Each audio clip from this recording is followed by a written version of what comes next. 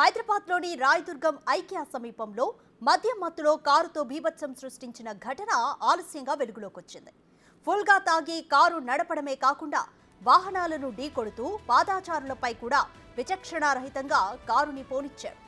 ఈ దుర్ఘటనలో 25 ఏళ్ల ఓ యువకుడు అక్కడికక్కడే మృతి చెందగా మరో 6గురికి గాయాలైనట్లుగా తెలుస్తోంది.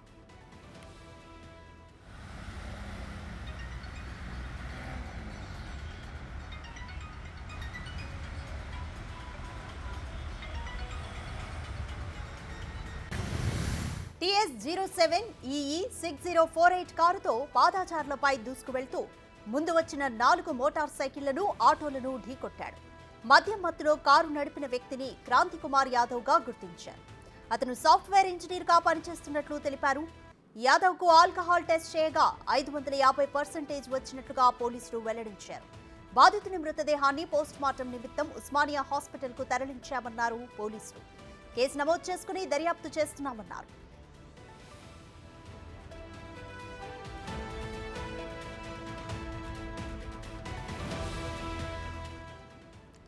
మోర్ డీటెయిల్స్ మా ప్రతినిధి సురేష్ అందిస్తారు. సురేష్, ఐకియా వద్ద యాక్సిడెంట్ కేసులో అసలు ఏం జరిగింది, కంప్లీట్ డీటెయిల్స్ ఏంటి, ఎందుకని ఘటన ఆలస్యంగా వెలుగులోకి వచ్చింది? నిన్న అర్ధరాత్రి 1 గంట సమయంలో జూబ్లీ హిల్స్ నుంచి కేబుల్ బ్రిడ్జి పైగా వెళ్లిన క్రాంతి కుమార్ కేబుల్ బ్రిడ్జి దాటిన తర్వాత రైట్ టర్న్ తీసుకోవాల్సిన క్రాంతి కుమార్ స్ట్రేట్ గా అదే మద్యం మత్తులో అత్యంత వేగంగా దూసుకెళ్లి పాదజారులతో పాటు అక్కడ ఉన్న వెహికల్స్ పై కూడా ర్యాష్ డ్రైవింగ్ తో వెళ్లి ఢీకొట్టడం జరిగింది. ఒక్కసారిగా అక్కడ ఉన్న వాళ్ళకి ఏం జరిగిందో అర్థం కాకుండా పక్కకు పరుగులు తీసే లోపే కారు పైకి తీసుకొచ్చి 8 మందికి గాయాలయ్యాయి.